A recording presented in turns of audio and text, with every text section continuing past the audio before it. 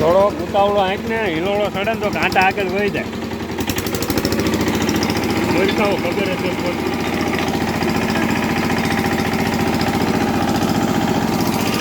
આ બધા ને પાણીમાં ડૂબી ગયા હતા લેવાઈ ગયા હતા ટ્રેક્ટર લઈ.